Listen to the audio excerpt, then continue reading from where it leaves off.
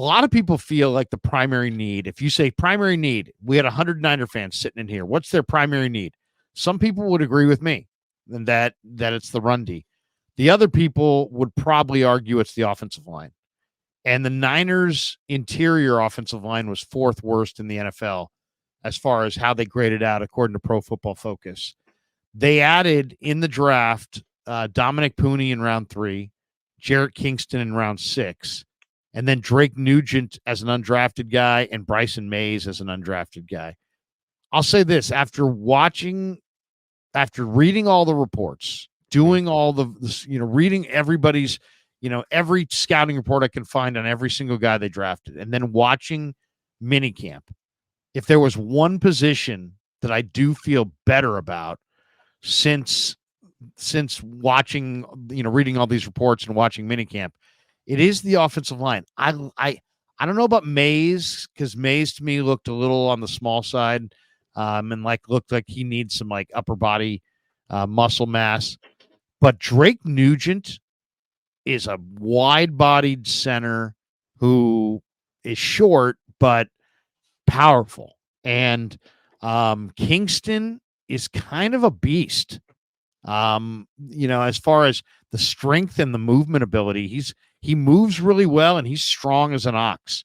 And then Pooney, really, I thought Pooney on the offensive side and Mustafa on the defensive side, I thought were the most impressive two players in minicamp. I love what I've seen from Pooney as far as his athleticism. So I'll throw it to you.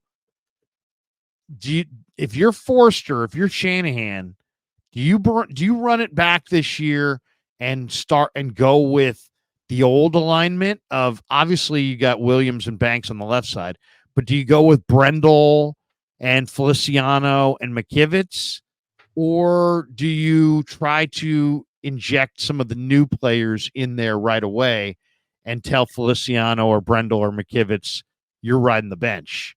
How would you play your hand? What is the Niners' best 5-man offensive line left to right in your mind? All right. Well, I can touch on this from a lot of different angles, because O-line is this is our baby. That's your deal. Yeah. So right now I do see what the 49ers did. All right. So the offensive line isn't the best, but you got to keep in mind we took this offensive line to the Super Bowl. All right. Right. And it wasn't like they went 3-14. They had a good year. Yeah. All right. So that plays. So offensive line, in my opinion, is it's like team racing with horses. You gotta, all 4 horses pass the finish line, and if you mess up with one of them, you can completely throw off the whole team.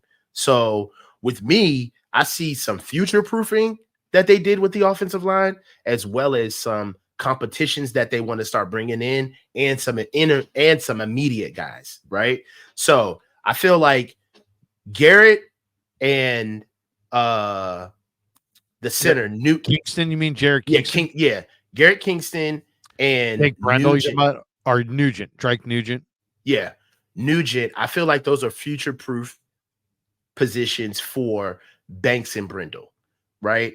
I see Kingston playing at left guard. I think that he's stronger and more physical than what Aaron Banks gives you. And I just had a conversation with PDXer in the chat, and I agree with him. You could argue that Aaron Banks took a step back this year in production. And it's a part of it for him this year too, because he's a free agent at the end of the year. Exactly. So, and part of it is he played with a lot of injuries. He had that turf toe, then he had the pec, then he had the bicep, concussion. Then he had a concussion, right? And he was really banged up last year. And for what it's worth, you may be getting the best out of what you can see out of Aaron Banks, because he's already done a lot to himself since he's been in the NFL. He had to completely revamp his body. He's had those persistent shoulder injuries. And I do believe what he's being asked to do at that left guard position is deteriorating his body. I do like Garrett Kingston at that left guard spot. I think that he's faster. Definitely just optics-wise, physique-wise, a much more impressive player. stronger. All right. He's got very strong hands, very good feet. I see the same thing for Nugent and Brindle. I think that Brindle is just a little long in the tooth. All right. And a little I mean, let's be honest about undersized. a little He's small. underpowered. Yeah. I mean, Yeah. DJ Reader moved him around, and now Mhm. DJ Reader's in Detroit. Yeah. Everybody knows. I mean, we all have etched in our brain that I think it was a 4th and 1 against Cincinnati. And Where Brendel got thrown backwards by Reader. Thrown into Kyle Launched. Juszczyk. Yes, like thrown out. And that is a regular occurrence if you pay attention to the trenches as much as we do. So I do see Nugent being a future-proof spot, or Kyle may let him compete. I don't know. But the true competition is that right guard spot. I see Pooney fighting for that right guard spot and winning it. How about Hubbard at right tackle? Yeah, I understand. Right, Hubbard at right tackle, McKivitz. I was just about to say, I really believe they like Colton McKivitz at that right tackle spot. Oh, they clearly do. They clearly like him. I believe they like him there, and for the money, they love him there.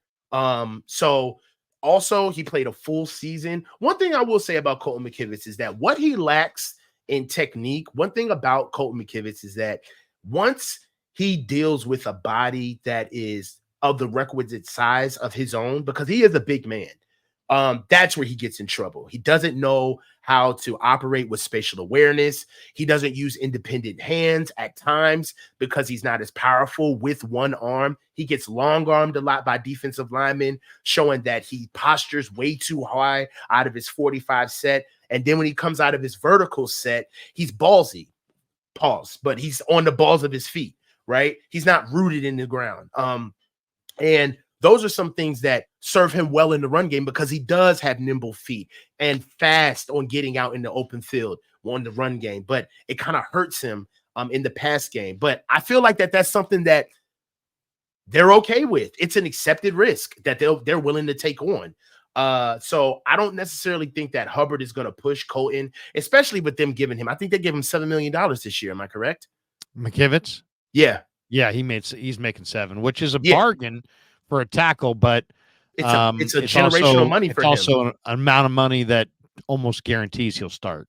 Exactly. And it's an amount of money that he's never seen before in his career. So I traditionally, now that the draft is over, we all should smack ourselves. Like, did we really think that the Niners were going to go and start picking off the tree of offensive linemen and giving us all of these juicy? No way. They understand that the bread that there is buttered on is their weapons. They put their money in organization. Receivers. Yeah, I mean, this is an organization that is historically never drafted offensive linemen high. Bubba Paris was a round 1 guy. That was 1982. Harris Barton was a first round guy. Coach Harbaugh changed that though. Yeah, they did. They did with Yapati and Anthony Davis.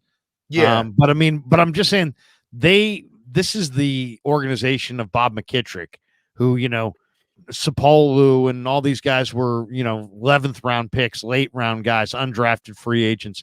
Even Forster, it seems like they really defer to their offensive line coach. It's like, why did they get the offensive linemen they got? Because those are the offensive linemen that Chris Forster wanted.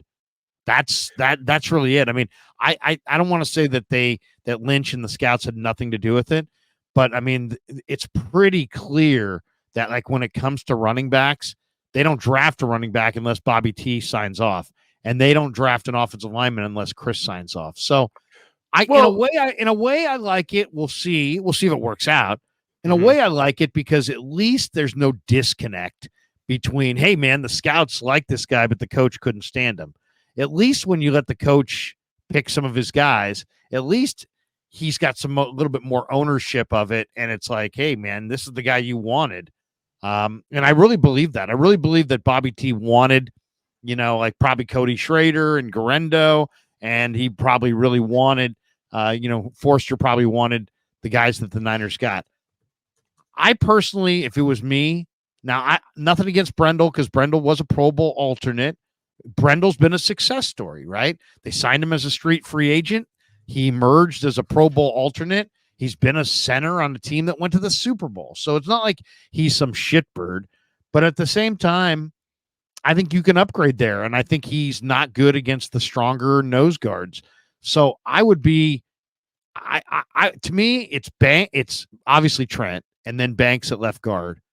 And then at center, I think I'm going with somebody else. I think I'm either going with Kingston if he can play center. I'm going with Nugent if he can play center. I think those guys are stronger and are going to give you more of a pop and a presence in the run game. I think that's more building that wall that I want to see built around Brock Purdy in the interior. I think you need a stronger guy. I don't think you can go with Brendel. I think he gets pushed back into the lap of the quarterback. And then at right guard, Feliciano to me is a backup at this point. To me, it's about Burford versus Pooney. I want to see Burford get every shot to win that job, and if not, I want to see Pooney get every chance to win that job. And then I think it's McKivitz. So to me, it's like I would tell Feliciano and Brendel, you guys are backups, and I would go with Nugent or Kingston at center, and I would go with Pooney or Burford at right guard. And I would not enter this year with the same offensive line that you finished last year. I would be proactive and promote. I think Pooney looks really good.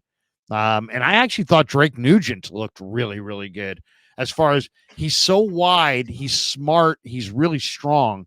You can kind of tell that, and he's got decent agility. So, I don't know. I mean, he was first team all Big Ten at Michigan this year. I just don't think they're going to pay Aaron Banks. I really believe that Jarrett Kingston is here to play left guard. I don't see. But you don't think you wouldn't start him over Banks this year, or would you like to see what he plays? You first of all, and that's one thing with offensive linemen too, man. Like, if you're coming in the league and you're a backup offensive lineman, chances are you're going to be a backup offensive lineman for your whole career. Like O-line is like running back. Either you got one or you don't. You know what I mean? Like, that's how I feel about offensive line. So I feel like we're the only one of the few organizations that, I could see if we were developing a guy and bringing him up. But if these guys aren't fighting to be starters now, then, I don't know. Like, Aaron Banks, I don't see him tipping the scale of them paying him real guard money. Guards are getting paid, man. They're going to let him walk. And if you think about the offensive linemen that they got, one thing that they did do this year is they got guys who are all physically impressive, except the one kid that they picked up. But all of these guys are physically impressive. Like, Pooney is very fast. The best thing about him is his reach block. He's got good independent hands. I mean, I went and saw the tape. Same thing with Garrett Kingston. He's just honestly, like, his numbers, he's just freakishly athletic as far as how strong he is, how quick he is in the open field. I just think that right now, if you just take away where they came from, draft status, and looked at the player side by side, I feel like some of these guys could come in here and compete right away. Then, one guy we didn't even mention, but I know he's a player for a spot, maybe at center, maybe a starting spot, is Ben Barch, because I know they really like Ben Barch. So I don't know. I just, to me, nothing against Brendel, nothing against Feliciano. I like Feliciano. I think Feliciano played at a really high level, but I like him off the bench. He's a journeyman. I like Feliciano. I mean, he's been in the league a long time. He started a long time. I really like him on the team, but I like him on the bench because he can play guard, he can play left guard, right guard, center. To me, that's where his advantage is that he's super versatile and experienced, and if you had him on the bench. But Pooney looks really, really good. I will say that. And Burford, in a lot of ways, I think is a very good prospect. I know people don't see it with Burford because he regressed last year, but Spencer Burford has almost ideal arm length, body shape, athleticism, smarts. He's got the skill set that you're looking for. It's just a matter of can Forster get it out of him.